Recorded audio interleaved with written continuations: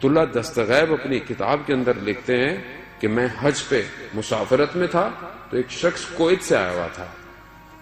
اس نے یہ واقعہ بیان کیا کیونکہ بہت عبادت گزار تھا, پرہیزگار تھا. اس نے کہا کہ میں اپنے علاقے میں کویت کے اندر ایک دن خواب میں نے دیکھا کہ میں ایک جگہ سے گزر رہا ہوں, یقیناً جنت کی جگہ ہے, ایک محل بنا ہوا ہے, اس محل پہ ایک نام لکھا ہوا ہے. کہتا جس کا نام لکھا ہوا تھا میں جانتا تھا, وہ شخص محلے کا تھا.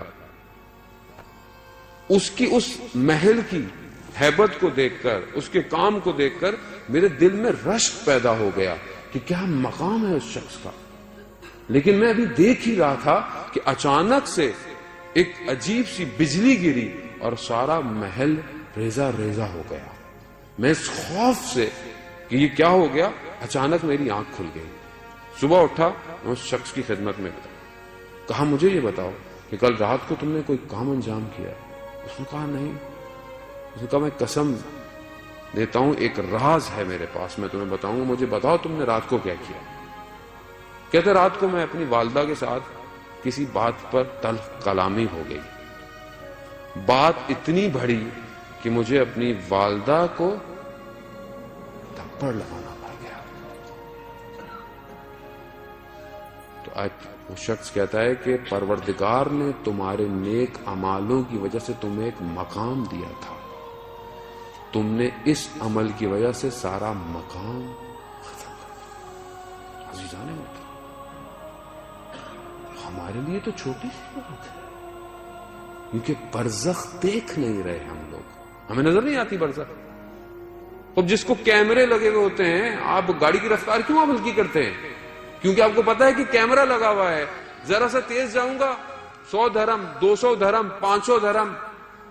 کیوں؟ کیونکہ آپ کو علم ہے کہ کیمرہ آپ کو دیکھ رہا ہے, مگر خدا کی دستگاہ ہمیں 24 گھنٹے دیکھ رہی ہے. ہمیں علم نہیں ہے. وہ ہمارے حال سے واقف ہے, ہماری نیتوں سے واقف ہے, اور وہی عمل ہیں کہ جو مجسم ہو رہے ہیں خدا کی بارگاہ میں. عزیزان محترم, یہ ایک واحد اگر درس ہم امام کی زندگی سے سیکھیں کہ امام بردباری اور وقار و متانیت میں مطمئن اور اطمینان رکھتے تھے.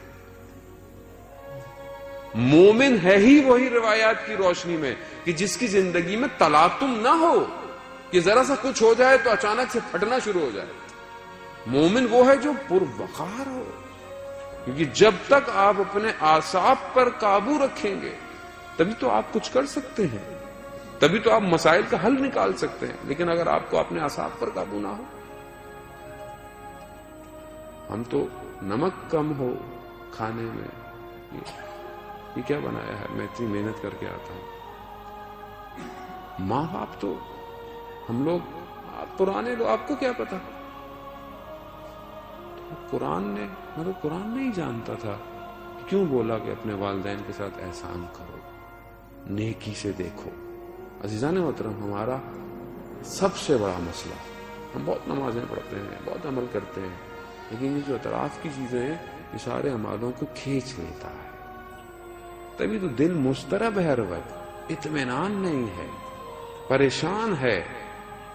اور دنیا مادیت اتنی تیز ہمیں گھما رہی ہے کہ ہمیں پتہ نہیں چل رہا کب صبح ہے اور کب شام ہو رہی ہے. ائمہ نے اپنی زندگی میں جو درس دیے ہیں وہ یہی ہیں تاکہ ہم اپنی زندگیوں کو ان کی طرف لے کے جا سکیں, آگے بڑھ سکیں.